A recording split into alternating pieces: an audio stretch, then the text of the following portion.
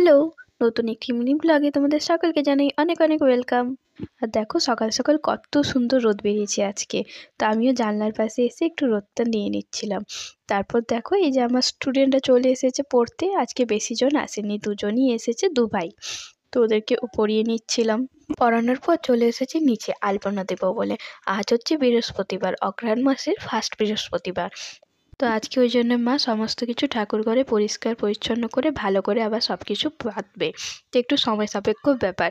তো আমি এদিকে হচ্ছে আলপনাগুলো দিয়ে দেবো। আর এরা দুজন দেখো সময় হয়ে গেছে ওদের খাওয়ার, ওই জন্য ওরা দুজন চলে এসেছে। আর এই যে মা এখানে আলপনাটা মানে খড়িমাটিটা ভিজিয়ে রেখেছিলো, আর খড়িমাটি দিয়ে আলপনা দিতে খুব ভালো লাগে জানো তো। খুব ভালো তো আর পাই না, যেমন তেমন পারি আর কি, সেরকমভাবে আলপনাটা দিয়ে দিলাম। এখানে লক্ষ্মীর পা এঁকে নিচ্ছিলাম, তারপর আলপনাগুলো দিয়ে দেবো একে একে করে। প্রচণ্ড ঠান্ডা লাগায় গলার আওয়াজটা খুব ভালো নেই, তো বসে গেছে গলাটা, তো তোমরা একটু অ্যাডজাস্ট করে নিও। একে একে আমি সব জায়গায় আলপনাগুলো দিয়ে দেবো। প্রথমেই ঠাকুর ঘরের সামনে থেকে শুরু করলাম, তারপর প্রত্যেকটা ঘরের হচ্ছে দরজার সামনে আর তুলসী তলায় বাইরে সব জায়গায় দিয়ে দেবো। আর এই দেখো আমার ঠাকুর ঘরের সামনে আলপনাটা দেওয়া হয়ে গেছে ছোট্ট করে একটু। তো একে একে বাকি আলপনাগুলোও দিয়ে দেবো।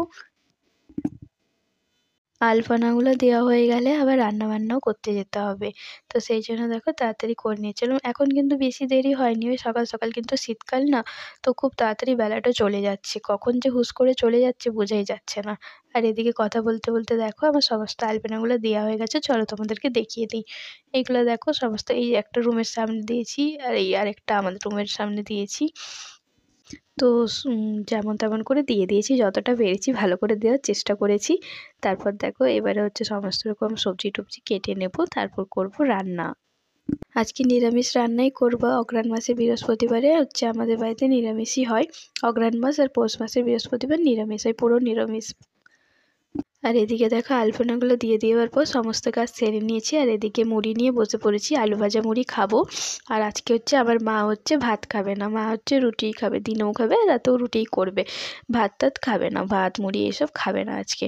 তো আমরা বাকিরা যতজন আছি সবাই হচ্ছে ভাত খাবো, সেরকম রান্না করে নিচ্ছিলাম আজকে। আর এখানে দেখো আমি রান্না করছিলাম ডাল, আলু ভাতে, আরও এইসবগুলো করে নিচ্ছিলাম।